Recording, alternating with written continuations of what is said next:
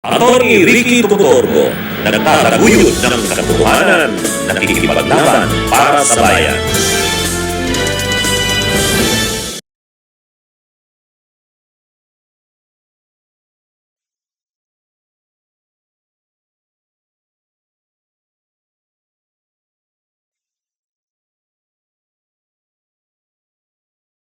Mga kabunyog, mga kababayan, magandang araw po sa inyong lahat. Welcome po sa isa na namang episode ng ating talakayan dito po sa ating Attorney Ricky Tumutorgo YouTube channel, Attorney Ricky Tumutorgo Meta or Facebook page. Kung hindi pa po kayo naka-subscribe sa Attorney Ricky Tumutorgo YouTube channel, subscribe na po kayo. Kung hindi pa po kayo naka-follow sa Attorney Ricky Tumutorgo Facebook or Meta page, follow na po kayo. Mga kabunyog, mga kababayan, ito, mainit na balita ito ngayon. Napanood ko yung interview kay Malu Tiquia. Itong si Malu Tiquia, political analyst din ito. May sarili rin itong parang institution, yung Publicos. Kanya yung Publicos nagsusurvey rin yan, nagbibigay rin ng mga analysis sa politika. Pero ang pagkakaiba kasi nito ni Malu Tiquia, ang mga analysis nito sa politika, mas pro Sara mas pro Duterte, Hindi niya naman siyempre sinasabing DDS siya. Pero yung mga analysis niya, bias sa Duterte. Bias sa Duterte. Ngayon, sa interview sa kanya, mayroon siyang ibinunyag. Galing na ito mismo sa kanya. Sabi niya, actually, ang forecast niya, halos sinigurado niya sa interview sa kanya, magkakaroon ng impeachment na isusulong sa February. Ngayon daw bakasyon ngayon pero nagkakaroon daw ng mga meetings Ayon dito kay Malu Tiquia, may mga meetings daw. Hinahanda na raw yung impeachment na yan kay PBBM. Kaya dalawa raw na impeachment ang isusulong sa February. Yung impeachment kay Sara, matutuloy din daw yan, pero itong isa din daw, impeachment naman kay PBBM, isusulong din daw ito. Siyempre, yung mga anti-Marcos na mga forces, ang isusulong nila yung impeachment ni PBBM. At yung mga naghahayag na ibabalik nila ang impeachment kay Sara sa February. Kasi pag February 6, pwede na uli. Pwede na uli. So ngayon, ang sinasabi ni Malu Tiquia, abangan natin yan, magiging mainit ang 2026. At pagpasok pa lang, first quarter pa lang, January, February, magiging mainit na kasi dalawang impeachments daw ang isusulong. Ito yung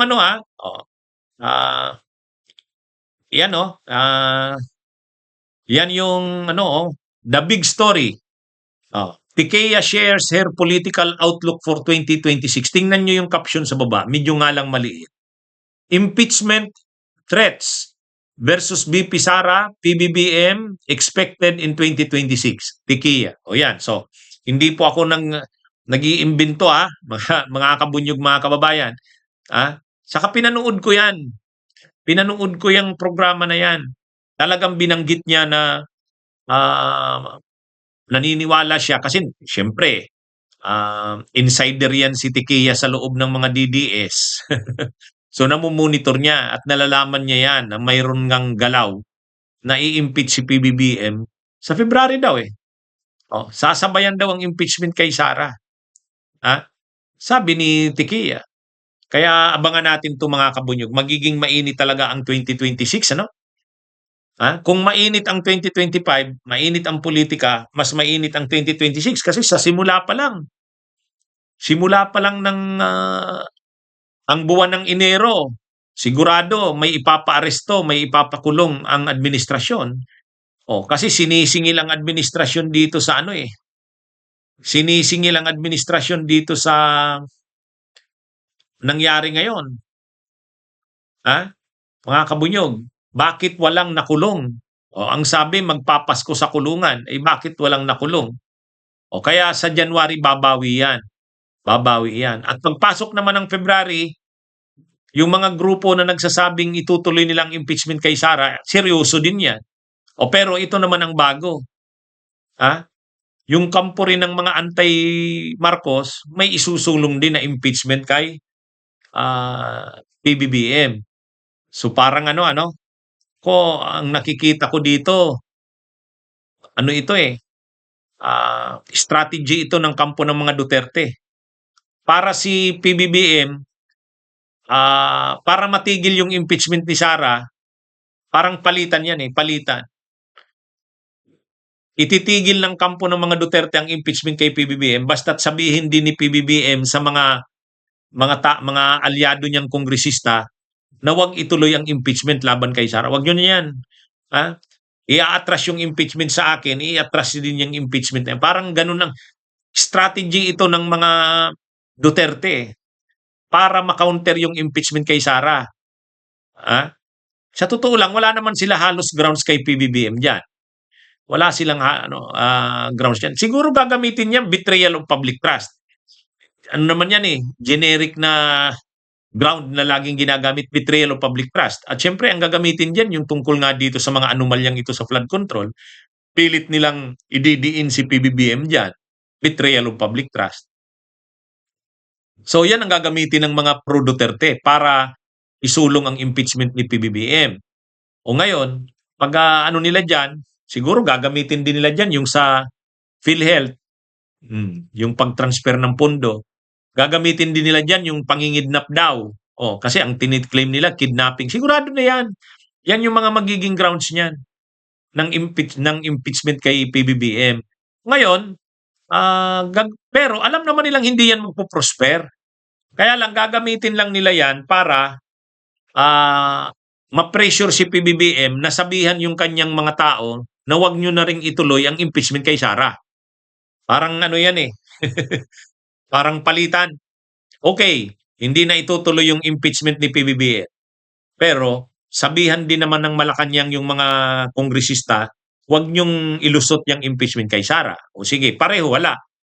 Matitigil na yung impeachment kay PBBM, matitigil din yung impeachment kay Sara. Sa tingin ko, yan yung strategy niya. Sa tingin ko, yan yung strategy niya. Kaya sa February, 2 impeachment ang aasahan natin ngayon. Yung impeachment na ni Sara na yung mga grupong nagsusulong niyan, yung Makabayan Black, Magdalo, talagang isusulong nila yan naghahanda na sila.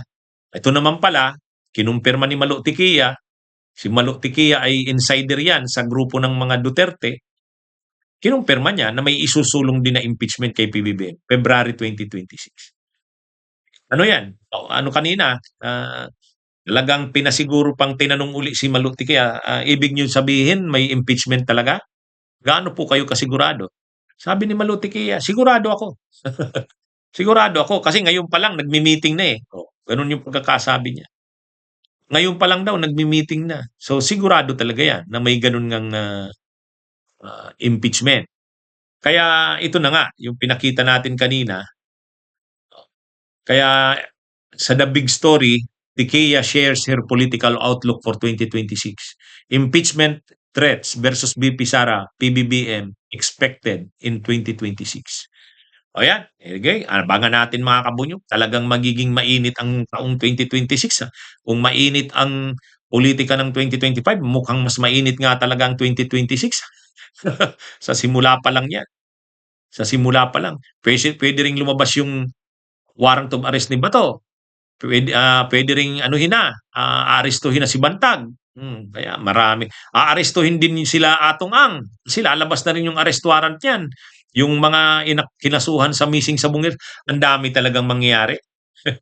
Ang daming mangyayari nitong January, February.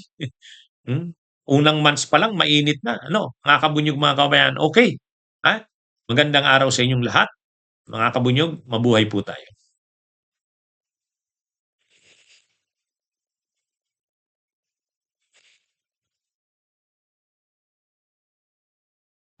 Bunyog, bunyog, halika na kasama ka. Bunyog, kapag buklod ay may pag-asa. Luzon, Visayas, Mindanao, isang pananaw. Sa bagong Pilipinas ang bunyog isisigaw. Bunyo